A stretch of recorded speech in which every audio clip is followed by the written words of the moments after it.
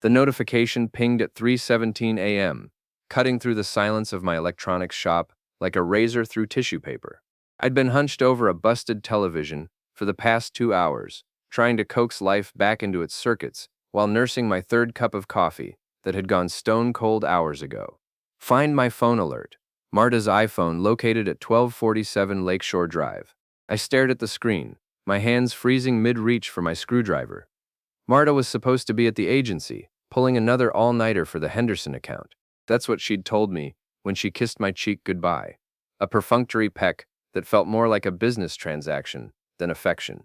Lakeshore Drive, the ritzy part of town where the houses cost more than I'd make in 5 years running this shop, where people like us, correction, people like me, didn't belong.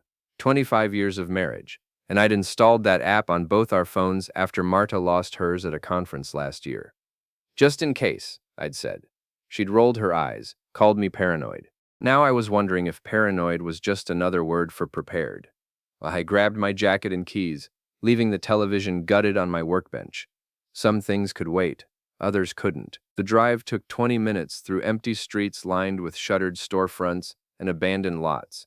This city had seen better days, back when the factories were running and people had money to spend on electronics that lasted longer than a warranty period. Now I fixed ancient televisions and outdated computers for folks who couldn't afford to replace them, like me. Lakeshore Drive materialized like something from another planet. Manicured lawns, designer mailboxes, houses that could swallow my shop whole and still have room for dessert. I found 1247 nestled between two colonial mansions, a modern glass and steel affair that screamed money. Marta's silver Honda sat in the circular driveway like it belonged there. My hands started shaking, not from the cold, but from something deeper. Something that felt like watching a train wreck in slow motion, knowing you can't stop it but unable to look away. I parked across the street, killed the engine, and waited. The house glowed with warm light, and through the floor-to-ceiling windows, I could see movement. Shadows dancing in what looked like a living room that probably cost more than my annual revenue. Then I saw them. Marta, my wife of 25 years, sitting on a white leather couch that probably cost more than my car. She was laughing, really laughing, the way she used to laugh with me before conversations became negotiations and intimacy became scheduling conflicts. The man beside her was younger, maybe late 30s, with the kind of confident posture that comes from never having to check your bank balance before buying groceries. His hand rested on her thigh like it belonged there, and she wasn't moving it away. I'd seen him before. Company parties, agency events where I stood around making small talk while Marta networked. Damien something, one of those tech consultants who spoke in buzzwords and wore suits that cost more than most people's rent. My phone had a decent camera. I started taking pictures, my hands steadier now that I had a purpose. Evidence, documentation, proof that I wasn't losing my mind or imagining things. Through the lens, I watched my marriage crumble in real time. Watched Marta lean into him.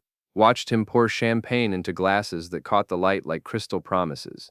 Watched her kiss him with a passion I hadn't seen directed at me in years. I should have felt rage. Should have stormed in there, made a scene, demanded explanations. Instead, I felt something colder, more calculating. Getting even required getting smart. I walked over to Damien's Tesla, because of course he drove a Tesla, and pulled out my keys. The scratch along the driver's side door felt therapeutic, like the first cut in a surgery that would save the patient. I left a note under his windshield wiper, "Enjoy the ride, homewrecker." Then I slashed his front tire with my pocket knife, the hiss of escaping air sounding like a sigh of satisfaction. A red light blinked from a security camera mounted on the neighboring house. Perfect. Let them have their evidence. I was just getting started. My phone buzzed as I walked back to my car. Text from Lana. "We need to talk, now. I saw the security footage. You want to play games, old man? I play dirtier." Lana, Marta's best friend and the head of HR at the agency. A woman who collected secrets like some people collected stamps, and twice as dangerous. I smiled as I started my car. The game was officially on. The next morning arrived, with all the subtlety of a sledgehammer to the skull. Marta came home at 6 a.m., looking perfectly composed, except for the slight smudge in her lipstick that she'd missed while cleaning up. "How was the presentation?" I asked, not looking up from my coffee and newspaper, an old-fashioned affectation that drove her crazy. "Exhausting. We were there until almost dawn, but I think we landed the account." She moved around the kitchen like she was performing a choreographed routine, making toast, checking her phone, avoiding eye contact. That's great, honey. Really great. I folded the newspaper with deliberate precision. Damien must be thrilled. The butter knife slipped in her hand, clattering against the counter. What? Damien. From your team. I assume he was there for the presentation. Oh, yes, of course. She recovered quickly, but I caught the micro-expression, the flash of panic that crossed her face like a shadow. He worked very hard on the technical aspects. I bet he did. She finally looked at me, studying my face for signs of suspicion. I kept my expression neutral, interested but not probing. 25 years of marriage had taught me how to read her, but it had also taught me how to be read. You seem different this morning, she said, settling at the kitchen island with her coffee. Everything okay? Just tired. Worked late at the shop. I stood, kissed her forehead, the same perfunctory gesture she'd given me yesterday. I should get going, Mrs. Patterson is bringing in her ancient microwave again. That woman needs to just buy a new one. Not everyone can afford to replace things when they stop working the way they're supposed to. She missed the double meaning entirely. The shop felt different that morning, like a command center instead of a repair depot. I had work to do, and it wasn't going to involve circuit boards and soldering irons. Frank Morrison showed up around noon, just like I'd hoped he would. Frank ran the boxing gym 3 blocks over and had been my closest friend since high school. He was also an ex-cop with connections and a moral compass that pointed toward justice rather than law. You look like someone stole your lunch money, he said, settling his bulk into the chair across from my desk. What's eating you? I told him everything, the phone notification, the surveillance, the photographs. Frank listened without interruption, his weathered face growing darker with each detail. So what do you want to do about it? He asked when I finished. I want to destroy them, systematically, carefully, and completely. Frank nodded like I'd just told him the weather forecast. Okay, let's talk strategy. We spent the next 2 hours planning. Frank knew people, private investigators who owed him favors, tech specialists who could recover deleted messages, social media experts who understood how information spread in the digital age. The key is patience, Frank said. You go in swinging wild, you'll miss your target and leave yourself open. But you take your time, gather your ammunition, wait for the right moment. He mimed a perfect uppercut. Lights out. That evening, Marta announced we were having dinner with Damien and his girlfriend at Romano's, the upscale Italian place downtown. A double date. How civilized. I thought it would be nice for you to get to know him better, she said, applying lipstick in the hallway mirror. He's really quite brilliant. I'm sure he is. Romano's was the kind of restaurant where the waiters spoke in hushed tones and the wine list required a mortgage consultation. Damien was already there when we arrived, looking perfectly pressed in a charcoal suit that probably cost more than my monthly rent. His girlfriend turned out to be a blonde marketing coordinator named Jessica, who giggled at everything he said and seemed genuinely nice. I almost felt sorry for her. Tom, right? Damien stood to shake my hand, his grip firm and confident. Marta talks about you all the time. All good things, I hope. Of course, she says you're quite the craftsman. Very hands-on. The emphasis on hands-on felt deliberate, like he was testing me. I smiled and squeezed his hand just a little harder than necessary. I believe in fixing things that are broken. Sometimes it takes more effort than people expect, but I'm very thorough. We sat down, and the performance began. Marta and Damien played their parts perfectly. Professional colleagues enjoying a social evening. But I'd learned to read between the lines. The way her hand lingered when she passed him the bread basket. How his eyes found hers when he made a joke. The shared glances that excluded Jessica and me from their private conversation. So Tom, Damien said over the main course, Marta tells me business has been slow. Have you considered modernizing? Maybe focusing on newer technology? People in this neighborhood can't afford newer technology. They need someone who can make the old stuff work. But surely there's more money in staying current, following trends. I cut my steak with deliberate precision. I've never been much of a follower. I prefer to make my own path. Marta jumped in quickly. Tom's very independent, sometimes to a fault. Independence is admirable, Damien agreed, as long as it doesn't become stubbornness. The world moves fast these days. You adapt or you get left behind. Jessica giggled nervously. Damien's always talking about adaptation. He says it's the key to survival. Darwin was right about that, I said. though he also noted that adaptation sometimes involves eliminating the competition. The table went quiet for a moment. Then Damien laughed, a sound like breaking glass. "You're funny, Tom. I can see why Marta married you. She got lucky." I excused myself to use the restroom, but instead walked outside to the parking lot. Damien's Tesla was there, sporting a fresh tire and a new paint job where I'd keyed it. Fast work, expensive work. I took photos of his license plate, noted the time and location. Information was ammunition, and I was building an arsenal. When I returned to the table, Marta and Damien were deep in conversation about some client presentation. Jessica looked bored, scrolling through her phone. "Sorry," Marta said without looking at me. "Shop talk." "Don't mind me. I find it fascinating how some people can be so passionate about their work." The dinner ended with handshakes and promises to do it again soon. In the car, Marta was unusually quiet. "You were rude tonight," she said finally. "Was I? I thought I was being friendly. That thing about eliminating competition. And you kept staring at Damien like you wanted to hit him." I pulled into our driveway and turned off the engine. "Maybe I was just trying to figure out what makes him so special." "What's that supposed to mean?" "Nothing. Just making conversation." She studied my face in the dim light from the street lamp. "You're acting strange lately. Paranoid. Am I? Or am I just paying attention for the first time in years?" She got out of the car without responding, but I caught the flash of panic in her eyes again. Good. Let her wonder what I knew. My phone buzzed as I locked the car. Text from Lana. "Dinner looked cozy. We still need to talk. Tomorrow, my office, 2 p.m. Don't make me come find you." I looked up at the streetlight, where a small security camera was mounted on the utility pole. It hadn't been there yesterday. Someone was watching me watch them. The game was getting more interesting by the hour. Lana's office at the agency occupied a corner of the 15th floor, with floor-to-ceiling windows that offered a commanding view of the city's decay. She'd decorated it in corporate minimalism, black leather, chrome fixtures, and motivational posters that probably cost more than most people's cars.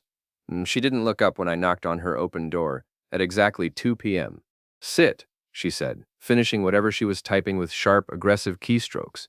"We have things to discuss." I settled into the chair across from her desk and waited.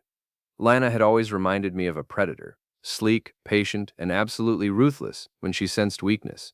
She'd been Marta's best friend since college, and I'd never trusted her. Turned out my instincts were better than I'd given them credit for. "You've been busy," she said, finally looking at me with those cold gray eyes. "Late-night photography sessions, vandalism, making scenes at restaurants." "I don't know what you're talking about." She turned her computer monitor toward me. Security footage from last night's dinner showed me in the parking lot photographing Damien's car. The timestamp was clearly visible. "Romano's has excellent security." They were happy to share the footage with a concerned friend. I leaned back in the chair, keeping my expression neutral. "Interesting hobby you have there, collecting surveillance videos." "It's not a hobby, Tom. It's insurance."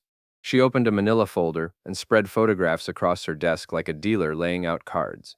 Pictures of me at Damien's house, at the restaurant, coming and going from my shop at odd hours. Someone had been very thorough. "Here's what's going to happen," Lana continued. "You're going to stop this pathetic stalking behavior. You're going to apologize to Damien for the damage to his car, and you're going to pretend to be a loving, supportive husband while Marta figures out what she wants to do with her life. And if I don't?" She smiled, an expression that belonged on a shark. "Then I share some very interesting information about your past. Remember Jennifer Walsh?" The name hit me like a physical blow. Jennifer Walsh. 3 years ago. A brief, stupid mistake when Marta and I were going through our worst patch. A conference in Chicago, too much wine. A hotel room that should have remained empty. Nothing had happened, not really. But it had looked bad enough when Jennifer's husband found the hotel receipt and started asking questions. Bad enough that I'd had to do some fast talking and creative explaining to keep my marriage intact. "I see you remember," Lana said. "Jennifer was very chatty after a few drinks at last year's Christmas party. Amazing what people will confess when they think they're among friends." "You're bluffing." "Am I?" She pulled out her phone, scrolled through her contacts, and showed me the screen. "Jennifer Walsh, personal cell. Want me to call her? Ask her to clarify exactly what happened in that hotel room?" My hands clenched into fists on the chair arms. "What do you want?" "I want you to be a good boy and mind your own business.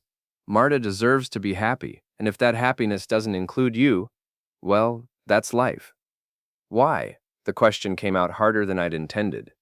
Why are you doing this? For the first time, her composure cracked slightly. Something flickered across her face. Old anger, buried resentment, because you cost me everything once. Now it's my turn. I stared at her, searching my memory. Then it clicked. Richard Henley. Her jaw tightened. Don't. Your affair with the regional manager, 5 years ago. The one that cost you the promotion to VP when I accidentally mentioned seeing you two together at that conference in Detroit. It wasn't an accident.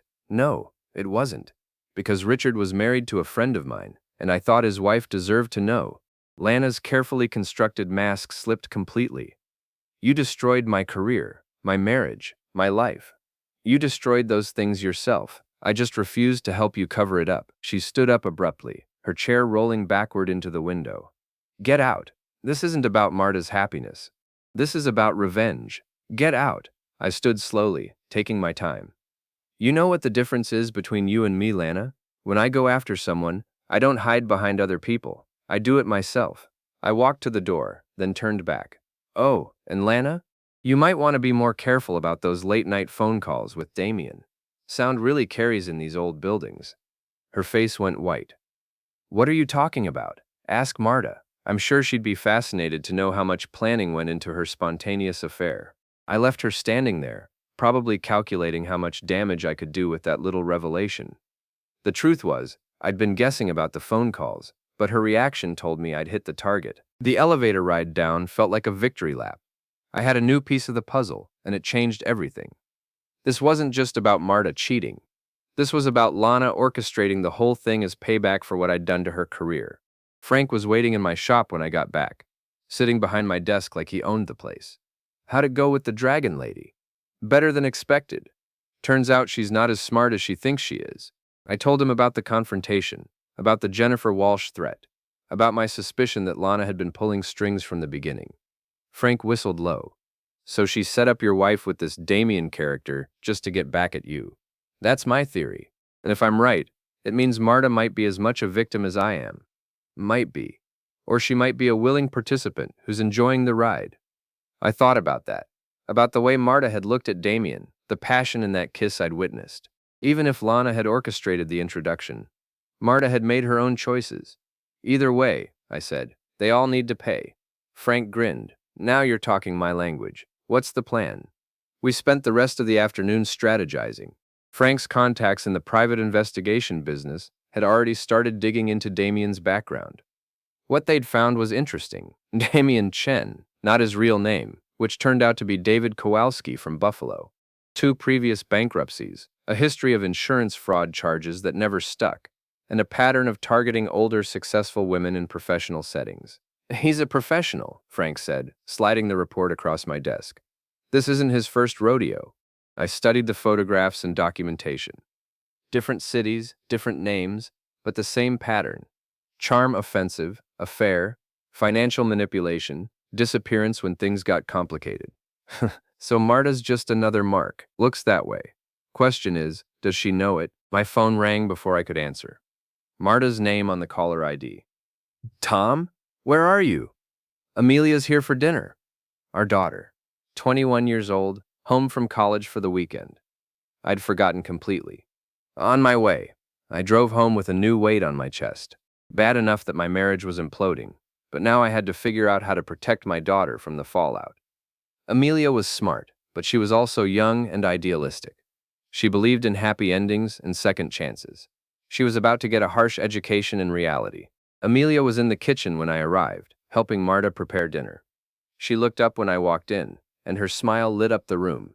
Dad, Mom says you've been working too much. You look tired. I hugged her, breathing in the familiar scent of her shampoo. For a moment, everything felt normal, like we were still a family, instead of actors playing roles in someone else's script. Just busy at the shop. How's school? Great. I'm thinking about changing my major to communications. Maybe getting into advertising like Mom. I caught Marta's expression over Amelia's shoulder, a flash of something that might have been guilt. That's wonderful, sweetheart. Your mother's certainly successful in that field. We sat down to dinner, and I watched Marta perform the role of loving wife and mother. She asked about Amelia's classes, her social life, her plans for the summer. She laughed at the right moments, offered advice, played the part perfectly. but I caught her checking her phone twice during the meal. Quick glances when she thought no one was looking. "So, Dad," Amelia said over dessert. "Mom mentioned you met some of her colleagues the other night. How was that?" "Educational. Damien seems really nice," Marta added quickly. "Very smart. I think you two could be friends." "I doubt that." Amelia looked between us, sensing undercurrents she couldn't identify. "Is everything okay? You both seem tense." "Everything's fine," Marta said. "Your father's just been stressed about work."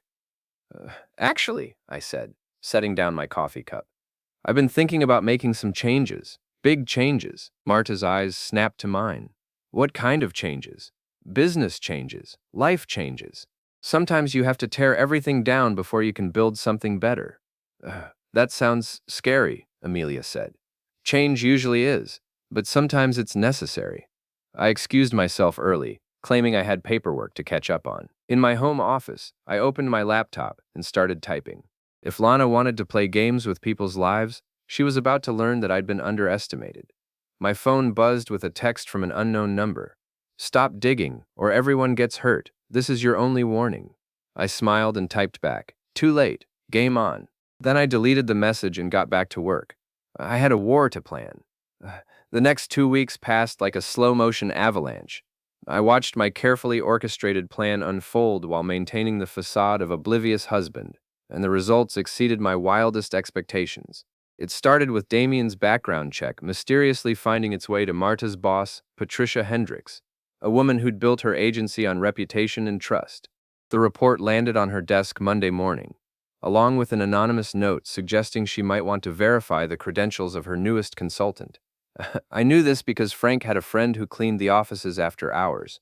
Information was everywhere if you knew how to look for it.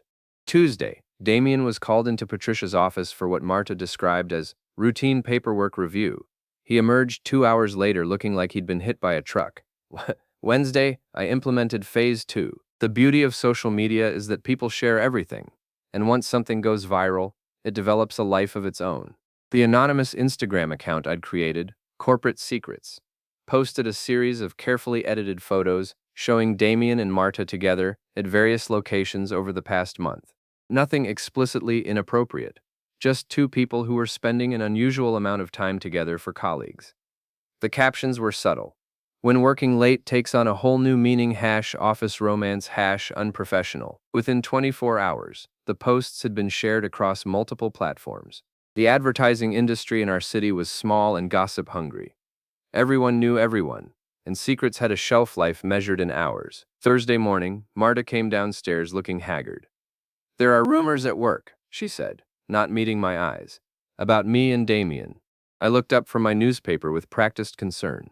"What kind of rumors?" "People are saying we're involved, romantically." "That's ridiculous. Where would they get an idea like that?" She showed me her phone, scrolling through the Instagram posts. "Someone's been following us. Taking pictures." I studied the images with appropriate shock. "These could be completely innocent. You work together." That's what I told Patricia, but she trailed off, running her hands through her hair. "She's concerned about the agency's reputation. She's asked me to take some time off while they investigate." "Investigate what?" "Whether I've been violating company policy regarding workplace relationships." I reached across the table and took her hand. "I'm sure it'll blow over. People love gossip, but they get bored quickly." She squeezed my fingers, and for a moment I saw the woman I'd married 25 years ago. Vulnerable, scared, looking to me for support. And then my phone buzzed with a text from Damien. "We need to talk. Meet me at Riverside Park. 1 hour." I showed Marta the message. "He probably wants to discuss how to handle the situation professionally." "You don't have to go." "Of course I do. We're all adults here. We can figure this out together." Riverside Park occupied 10 acres along the city's main waterway, a failed urban renewal project that had become a gathering place for joggers, dog walkers, and people who needed neutral territory for difficult conversations. Damien was waiting by the old gazebo, pacing like a caged animal. His usual polished appearance had cracked, wrinkled shirt, unshaven face, the desperate look of a man watching his carefully constructed world collapse. "Tom, thank God you came." I walked over slowly, hands in my pockets. "You sounded upset. Someone's targeting us, Marta and me. These photos, the rumors, it's not random." Who would do something like that? He stopped pacing and stared at me. You tell me. I'm sorry?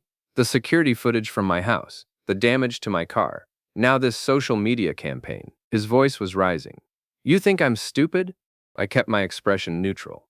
I think you're paranoid. Am I? He pulled out his phone, showed me a screenshot. This account that posted the photos? It was created 3 weeks ago, right after someone broke into my house and trashed my home office. You were robbed? Nothing was stolen. But my computer was hacked. My files were copied. And someone left a message on my bathroom mirror. Cheaters never prosper. I whistled low. That's serious. Did you call the police? And tell them what? That someone's mad at me for having an affair with a married woman? The admission hung in the air between us like smoke. He realized what he'd said and tried to backtrack. I mean, that's what people think is happening. Not that anything actually… Damien. He stopped talking.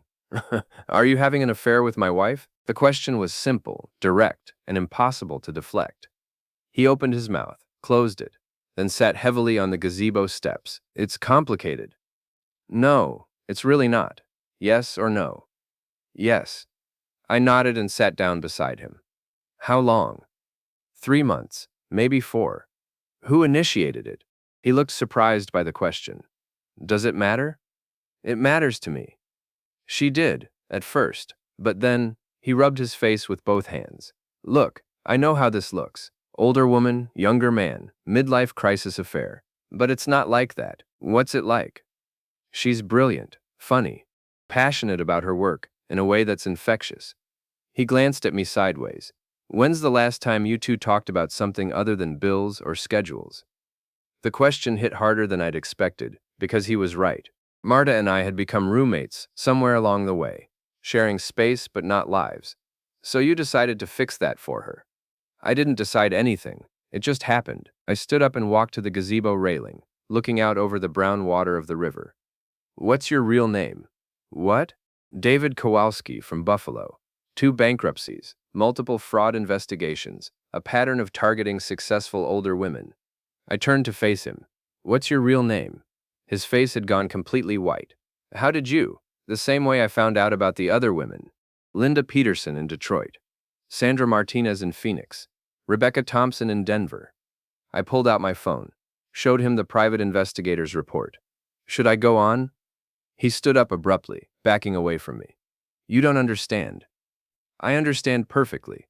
You're a con artist, and my wife is your latest mark. It's not like that with Marta. No? Then what's it like?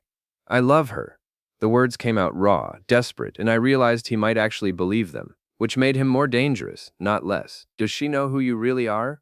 She knows everything that matters. Does she know about the other women?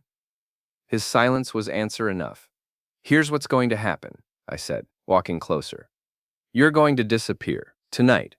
Leave town, change your name again, find some other city to work your scam, and you're never going to contact my wife again. You can't make me do anything. I pulled out my phone again, scrolled to a different file. Patricia Hendricks' personal email. The police detective investigating your activities in Phoenix. The IRS fraud division. I looked up at him. Want me to start making calls? You're bluffing. I hit send on the first email. Patricia just received a detailed report about David Kowalski and his various aliases. The police will get theirs in about 5 minutes. His phone buzzed. He looked at it, and his face crumpled. That's Patricia, I said. Probably calling an emergency meeting. He stared at me with something approaching admiration. You orchestrated all of this. You targeted the wrong family. What about Marta? She'll be destroyed when I disappear. Marta will survive. She's stronger than you think. He started walking away, then turned back. You know this won't fix your marriage, right? Whatever problems you two have, they existed before I came along. Maybe, but they'll be easier to address without you in the picture. I watched him walk away, shoulders slumped in defeat. Phase 3 was complete. My phone rang as I headed back to my car. Marta's name on the display. Tom, where are you? Patricia called. Damien's been fired. There's some kind of investigation. I'm on my way home. This is a disaster. If they think I knew about his background, I could lose my job too. We'll figure it out. How?